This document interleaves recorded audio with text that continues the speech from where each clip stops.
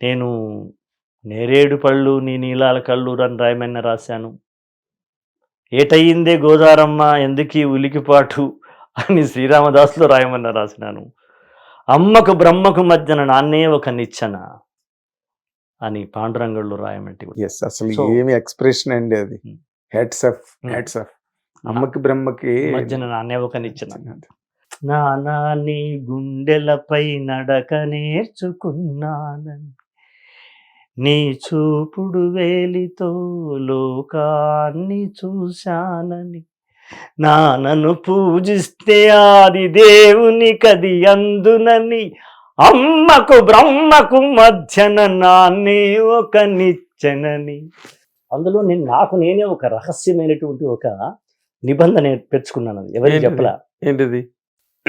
పాట పాండురంగడు సినిమాది అనిపించాలి కానీ పాండురంగడు అన్న విషయం మర్చిపోతే విన్న ప్రతివాడు వాళ్ళ అమ్మ నాన్న గురించి అనుకోవాలని అనేది నేను పెట్టుకున్న ఒక నిబంధన. ఒక విశ్వజనీయత అంతే, యూనివర్సాలిటీ. తీస్తున్న రాఘవేంద్రరావు గారికి వాళ్ళ నాన్న గుర్తుకు రావాలి, ప్రకాష్ రావు గారు గుర్తుకు రావాలి. వేస్తున్న బాలకృష్ణ గారికి వాళ్ళ నాన్న గుర్తుకు రావాలి. దానికి సంగీతం చేస్తున్న కీరవాణి గారికి వాళ్ళ నాన్నగారు గుర్తు రావాలి. పాడుతున్న బాలు గారికి వాళ్ళ నాన్నగారు సాంబమూర్తి గారికి గుర్తుకు రావాలి. ఇది నేను అనుకున్నటువంటి, నాకు నేను పెట్టుకున్నటువంటి ఒక నిబంధన. Yes, I did it successfully.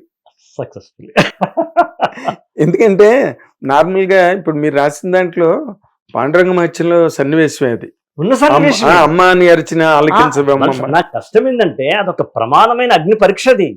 ప్రతి వాళ్ళు మీలాంటి వాళ్ళు చాలా సాహిత్యం మీద సంగీతం మీద నీకు బాగా అది ఉంది కనుక నీలాంటి వాడు, అది లేని వాళ్ళ గురించి నేను అసలు పట్టించుకోను. నా ఎదురుగా ఒకరిని పెట్టుకుంటా, సంగీత సాహిత్యం తెలిసిన ఒక పెద్ద మాస్టర్ నా ముందున్నాడు, నేను పాట రాస్తున్నాను, ఆయనను చూసుకుంటూ రాస్తాను. నేను ఎక్కడ అతను అడ్డొచ్చి ఒక చింతబరిని తీసుకొని ఒక దెబ్బ కొట్టినట్టు ఫీల్ అవుతాను.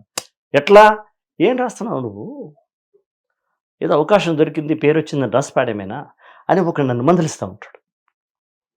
అందుకోసమని ఇట్లాంటి పాటలు రాసినప్పుడు నాకు నేను ఒక నిబంధన ఏర్పరచుకున్నాను కదా. మరి మీరు ఆల్రెడీ ఒక పాట ఘంటసాల గారి గొంతులో ఇప్పటికీ ప్రపంచంలో మారుమవుతుంది.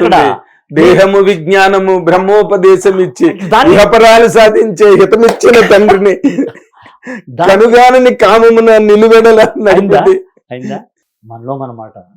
దాన్ని మించి ఏం రాస్తామయ్యా? ఒక మాట చెప్తున్నా, ఇది హాఫ్ ది కాదు, లోపల అనుకునే స్వాగతాన్ని చెబుతున్నా. అబ్బాయి ఎంత గొప్ప మాట అండి. మీరు దాన్ని మించి మనం ఏమి రాస్తాం? కాబట్టి నేను ఆయన తోవలో వెళ్ళలా. కనిపిస్తే కన్నీళ్లతో కాళ్ళు గడుగుతానా అన్న దగ్గర నాకు దారి దొరికింది. కాళ్ళు మొక్కినా నన్ను కనికరించకుద్దమ్మా అనే దారిలో నేను వెళితే ఆ మహానుభావుడి విగ్రహం అట్లా పెట్టుకుని నా పక్కన నుంచి నా పాటను నేను వెళ్ళిపోతానని నిర్ణయించుకున్నాను. మీరు ఎక్కడైనా చూడండి, ఎక్కడా మీకు ఆ పాట తాలూకు పొడగాని మీకు ఉండదు. తర్వాత నన్ను క్షమించొద్దు అని ఉంటది, అక్కడ క్షమించు అని ఉంటది. అదొక్కటి మాత్రమే నేను విభిన్నంగా వెళ్ళకపోతే నాకు దిక్కు లేదు, దారి లేదు, తెన్ను లేదు. అలా వెళ్ళి నేనేమనుకున్నానంటే మా అమ్మ నాన్నని నేను ముందులో పెట్టుకుని పాట రాశాను. ఎందుకంటే ఎవరి అమ్మా నాన్న వాళ్ళకు ముద్దే కదా. ఎందుకు కాదు, అది విన్న వాళ్ళకు కూడా అమ్మా నాన్న ఎందుకు గుర్తురారు? అయ్యో సక్సెస్ కదా అక్కడే. 100%. మీరు చెప్పిన దానికి నేను ఒక గొప్ప ఉదాహరణ చెప్పగలను. అమరాజ్యనామా సినిమాలో చక్రవర్తి గారి మ్యూజిక్, శాస్త్రి గారు పాట రాశారు.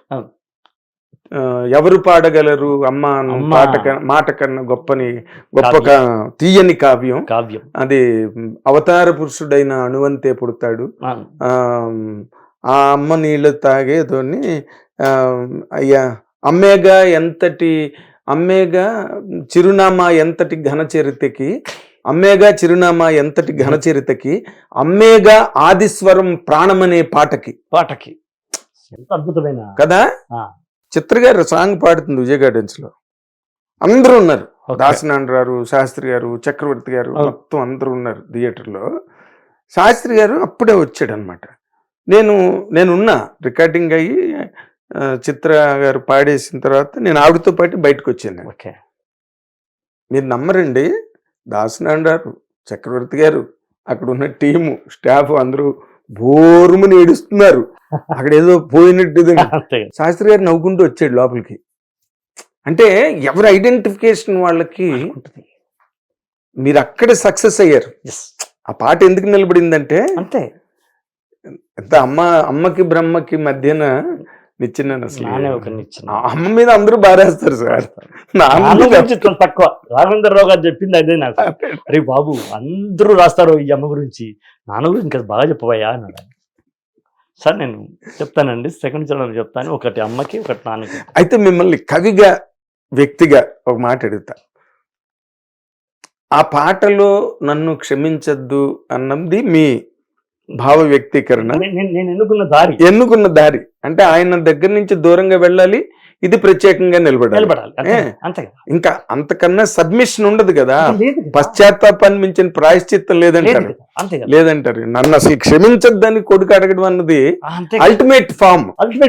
అది అక్కడ క్షమించమ్మా అంటే ఇంకొకటి ఉంది పైన, క్షమించట్టు. కాబట్టి ఆయన నమస్కారం చేస్తూ ఆయన జోలికి వెళ్లకుండా, సముద్రాల గారి జోలికి వెళ్లకుండా నేను ఇటువైపు వెళ్ళాను. నన్ను అసలు క్షమించొద్దమ్మా. అమ్మమ్మ, మీరు మామూలు మనిషి గారు.